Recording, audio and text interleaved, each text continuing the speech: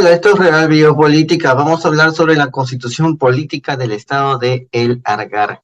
Sí, ya hemos hablado también en varias ocasiones sobre este, este estado, esta entidad política que existió en la zona sureste de España, llamado El Argar, que es uno de los primeros estados de la antigüedad y uno de los primeros estados de la Europa occidental.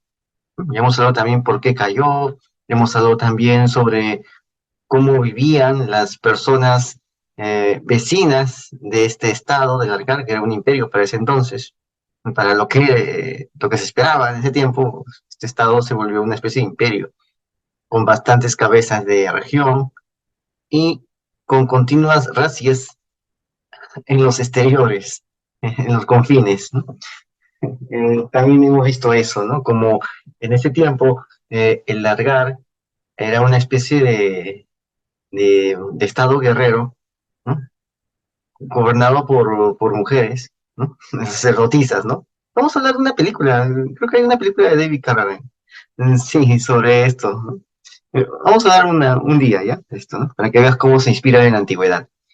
Bueno, entonces este estado guerrero pues, saqueaba a los alrededores, y hemos hablado de lo que pasaba, que la gente que vivía en los alrededores, que no vivía dentro de este gobierno, sino que vivía fuera de los límites territoriales de este gobierno, o sea, lo que llamarían ellos los salvajes.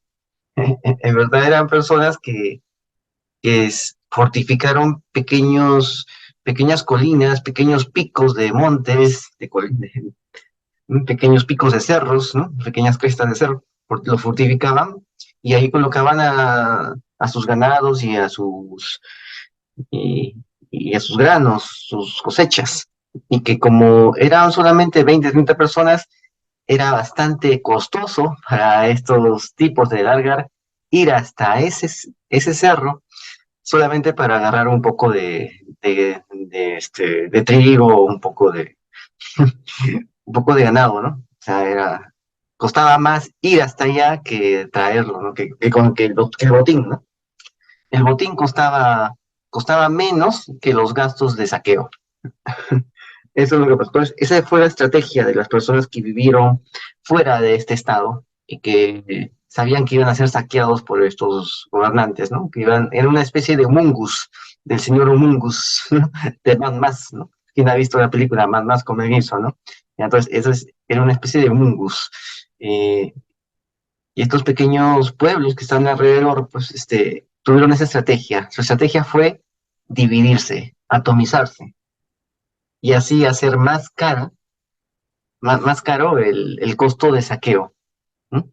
El botín se volvió el botín, el valor del botín se volvió más barato y el costo del saqueo se volvió más alto. O sea, no salía a cuenta irse hasta esa colina para sacar solamente un poco de trigo o una vaquita, o menos de una vaquita, no salía a cuenta. Movilizar a toda esa gente para saquear eso. No salía a cuenta. Entonces, esa era la estrategia de defensa, ¿no? Es justamente lo que están investigando. Y justamente, imagínate una tecnópolis como el Argar y los que viven alrededor. Ya hemos hablado también de esto, ¿no? Los salvajes que viven alrededor de esto, ¿no? ¿Cuál sería la estrategia de defensa de los salvajes alrededor de una tecnópolis, ¿no? Que sería la versión tecnológica, tecnocrática de el Argar? ¿Cuál sería la estrategia de defensa de los que vivieran fuera de ese estado? Ya. Bueno, con esta situación podemos entender qué va a pasar después. Si las élites consiguen su plan, ¿no? Consiguen materializar su plan de crear tecnópolis, crear estados fallidos, ¿no? ¿Qué está pasando? Lo estamos viendo en Israel, ¿no? Un estado fallido. Entra a Red Política en nuestra página de Facebook. Entra ahí, ¿no? Un estado fallido, ¿no?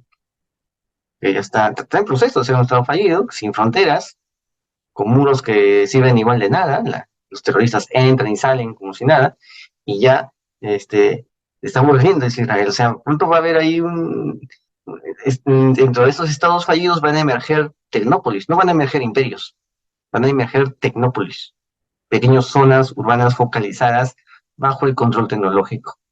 y lo demás va a ser tierra de nadie, o la tierra de los disidentes tecnológicos, los renuentes, ¿no? Ahora pronto va a haber también otra versión de realities, ¿no? De realities globales que tenemos, ¿no? Sanitario, ambiental, climático, ¿no? A ver, otra versión, quizás la palabra básica sea renuentes, ¿no? Ya no serían los negacionistas, serían los renuentes. O sea, pruébalo tú, se te pega algo, se te pega tu cuchara ahí en el brazo y si lo, y el que te dice que y el que te dice que eso no existe mientras lo ve, te dice también negacionista, o sea. Bueno, antes de que me censuren, ¿no? Vamos a hablar. Esta es una recreación artística de los príncipes enterrados en la tumba AI-38 de la Almoloya. Estos son los príncipes. Ahí están. Puedes ver esa forma de la nariz es propia de la civilización de la Real. La han encontrado en las cerámicas, en varios sitios, ¿no? La han encontrado ahí. Esa forma de nariz, que es una forma triangular, ¿no? Una nariz larga y triangular, ¿lo ves? Es una nariz propia de esa zona. También lo han encontrado en los Tartesos. En la zona de Tartesos también han encontrado esa nariz, lo cual significa que es el mismo pueblo. Solo que ese mismo pueblo tuvo un proyecto político fallido. Sí, tuvo eso, ¿no? Un proyecto político fallido y después apareció otro pueblo, otro estado, ¿no? Bueno, entonces, bueno, también la genética también va a determinar eso, ¿no? Sucede lo siguiente, en el año 1550, antes de nuestra era, el Algar era una de las culturas más enigmáticas de la península ibérica y desapareció, así, literalmente, desapareció. Estaba conformada por más de un centenar de ciudades fortificadas que se levantaban sobre 35.000 kilómetros cuadrados del sureste peninsular. Aquí está. ¿Ves? Y ese es uno de los asentamientos del Algar. No puedes verlo acá. ¿Ves? Ellos vivían ahí, en esa zona, en la parte media de esta colina, de este cerro. Ahí tenían su asentamiento, ¿no? Su ciudad. Y desde ahí, pues, controlaban todo el valle, ¿no? Ahí ves un valle. También hemos hablado de esta zona, creo. Sí, también hemos hablado.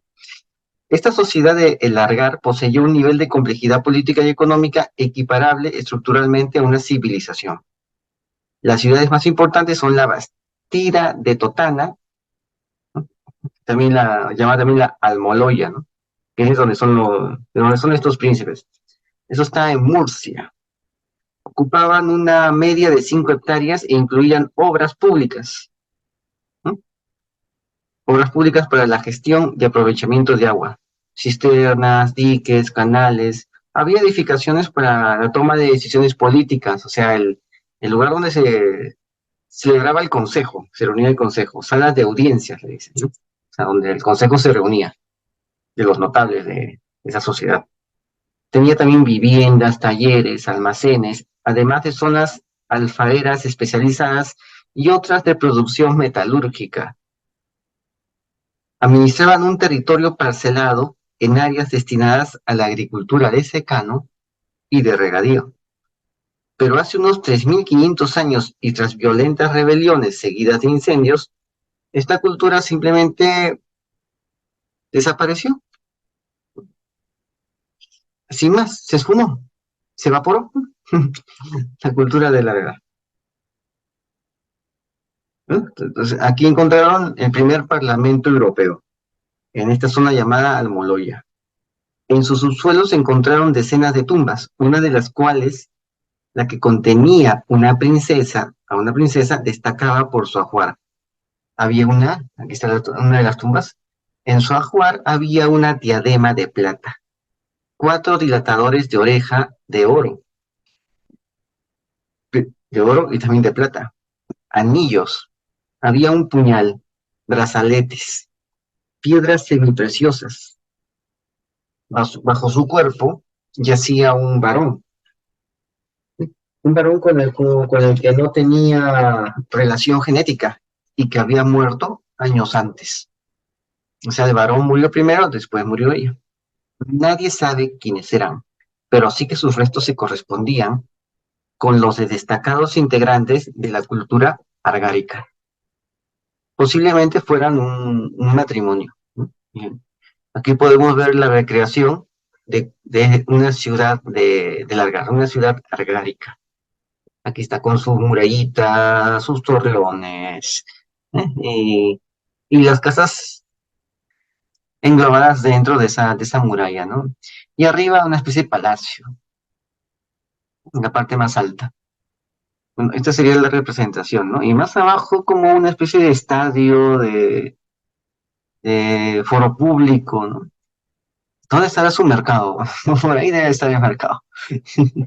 O sea, bueno, cuando uno va a, a un pueblo, pues lo primero que vas a ver es el mercado y la iglesia, ¿no? Es parte de conocer un pueblo, ¿no? Ver su mercado, ver su iglesia. Bueno, entonces aquí está esta ciudad, ¿no? Vivían justamente ahí, arriba, arriba, y estaban fortificados.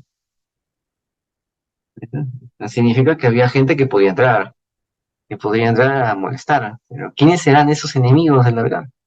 ¿No? ¿Por qué se fortificaban así? ¿Dónde estaban los enemigos? ¿Y cómo hacían para mantenerlos a raya? Bueno, ¿qué más sigue? Otro de los misterios que rodean esta civilización es su costumbre de intercambiar mujeres entre poblados.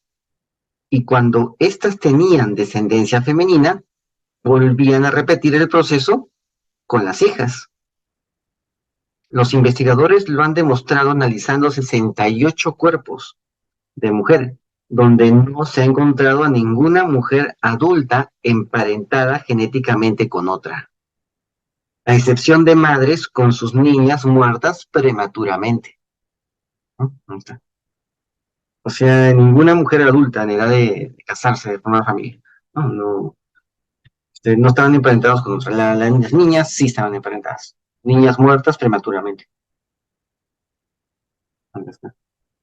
Y acá puedes ver la diadema. Esta es la diadema. Creo que lo usaban al revés, o sea, así como lo ves aquí, ¿no? Lo usaban al revés. Ese círculo, ese globo colgaba sobre más a la nariz.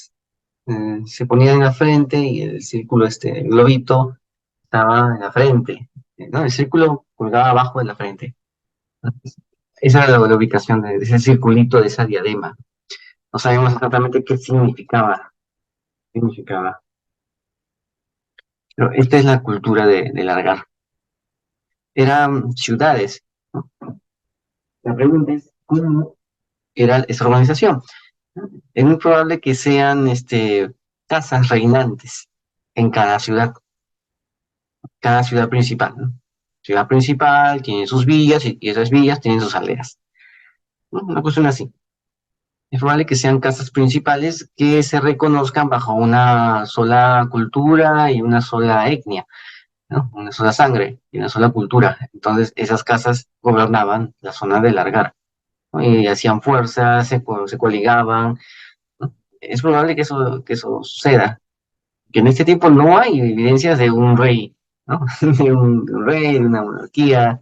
Lo que hay es eso, es como en Creta, la civilización cretense, que estaba conformado por mujeres también que dominaban, que tenían el control político y los hombres tenían el control militar.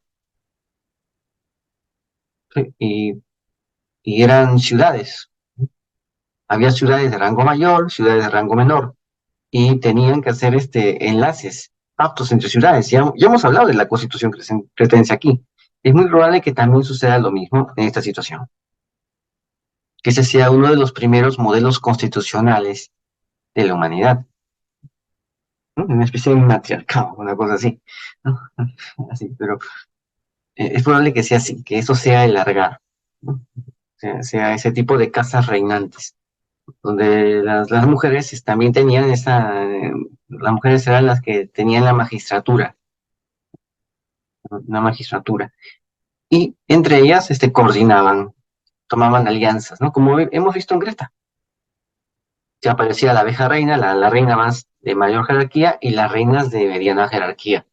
¿no? Y entre ellas hacían una especie de danza, como para celebrar un contrato, un convenio. Entonces necesitaban eso, ¿no? Necesitaban crear un convenio a través de esa danza. Y eso también hemos hablado aquí. Entonces, eso pudo también ser alargar, ¿no? Y cómo se mantenía, ¿no? Como la sociedad era estratificada, el pueblo que estaba ahí abajo estaba mantenido a raya. ¿No? Entonces, esta sociedad guerrera, la nobleza, tenía ese control. No necesitaba de un rey que gobierne todo. Gobernando ellos cada territorio, cada príncipe gobernando un territorio, podía sencillamente mantener la estabilidad. Hasta que pasó lo que siempre pasa, que no pudieron con todo lo que les vino, ¿no? Hubo problemas, ya hemos visto lo que pasó en la Reina Hitita, ¿no? Hubo sequías, hubo un clima que mataba las cosechas, ¿no? Entonces la gente decidió pues abandonar las ciudades, ¿no? También habrán habido otras cosas, ¿no? Como más contribuciones, ¿no? Contribuciones de sangre, ¿no? En el ejército, levas, o sea, eso ya llega al punto en el cual la gente decide abandonar, como en la historia maya, ¿no? En la historia tita hemos visto cómo se abandonó la capital, la gente abandonó la capital, se fue nada más. ¿No? En las ciudades mayas también pasó lo mismo, la gente abandonó las ciudades mayas, se fueron y dejaron a sus gobernantes tirando cintura, o los dejaron ahí, o simplemente se encargaron primero de sus gobernantes, se encargaron y se los cargaron, y después ya se fueron, o simplemente se fueron, los dejaron ahí. O sea, así terminan nuestras sociedades, ¿no? Esta era una sociedad de la edad del bronce, acá está, la edad del bronce, ese era el argar. ¿No? La edad del bronce no tenía la tecnología suficiente para crear reinos, solo una especie de principados, ¿no? Tenía esa calidad, esa tecnología para crear principados, pero no para crear los reinos que aparecieron después. Los reinos, los imperios, ¿no? Los reinos y los imperios aparecen con la edad de hierro. Con la edad de bronce aparecen estos principados, que más parecen una especie de confederaciones, ¿no? Confederaciones unidos etnoculturalmente. Eso es lo que más parece. Y eso se puede hacer con las herramientas de bronce y con las tecnologías de la edad de bronce. Se podía llegar a eso, no se podía llegar a más. Ahora pregúntate, con la tecnología actual, ¿a cuánto se puede llegar? No se puede llegar a crear un imperio único mundial, ¿no? Lo que se puede llegar es a crear pues una forma de imperio único mundial, pero no como lo pensamos, sino a través de tecnociudades esparcidas por varios sitios con zonas vacías, ¿no? Con zonas mínimamente pobladas, pero con tecnociudades ahí. Esa es la tecnología. Para eso es la tecnología actual, ¿no? Entonces, eso se llamaría pues un imperio, ¿no? Pero es fácil tener un imperio cuando gobierna sobre nada. Cuando se crea la guerra externa, de la cual también hemos hablado aquí. Allí también es fácil tener un imperio usando la guerra externa, es decir, evitando que aparezcan recursos alrededor o gente alrededor que pueda absorber los recursos que uno quiere. Es lo mismo que existía en Sechín, aquí en Perú. Se encuentran restos, se encuentran evidencias de guerra externa, se encuentran, ¿sí? Y también es lo mismo que implica el informe Kissinger, del cual también hablamos aquí en Real Biopolítica. Puedes entrar a la página Facebook, pon Kissinger y va a salir todo el informe Kissinger. Ahí en el buscador de la página Facebook de Real Biopolítica. Entonces, eso que aparece en el informe Kissinger, ¿no? Puedes encontrar ahí en Real Biopolítica el enlace del gobierno estadounidense mostrando el informe Kissinger, que fue desclasificado porque era secreto. Entonces, este informe Kissinger también es una forma de guerra externa. Sí, también es lo mismo que hacía, no sé, China aquí en la zona norte del Perú, en Ancash. Es lo mismo, es lo mismo. Solo que con algo de tecnología nada más, pero es lo mismo. Es guerra externa. Y justamente las tecnópolis que van a crear van a hacer esto, la guerra externa. O sea, no va a ser exactamente una paz tecnológica, una tecnopaz. No va a haber eso. No, no va a haber eso.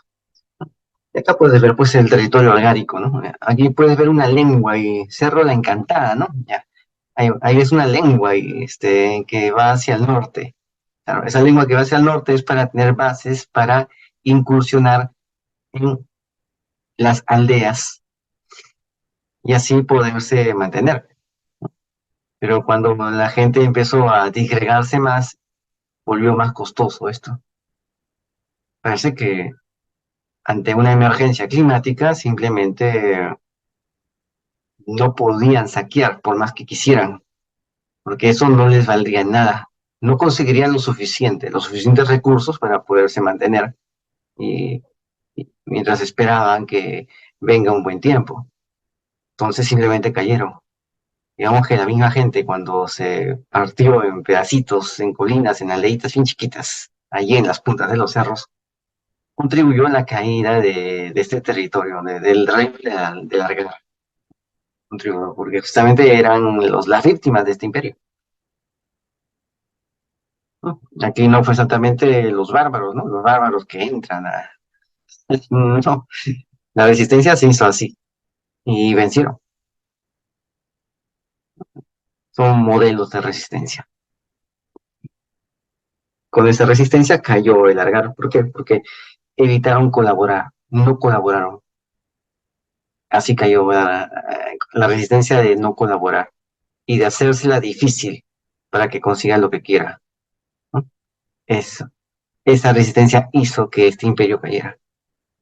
En un imperio pues que no ayudaba mucho a la gente que vivía afuera, ¿no? Afuera de sus fronteras. Bueno, entonces suscríbete, comenta y comparte, hazlo viral y no te olvides. La verdad está a la vista. Saludos.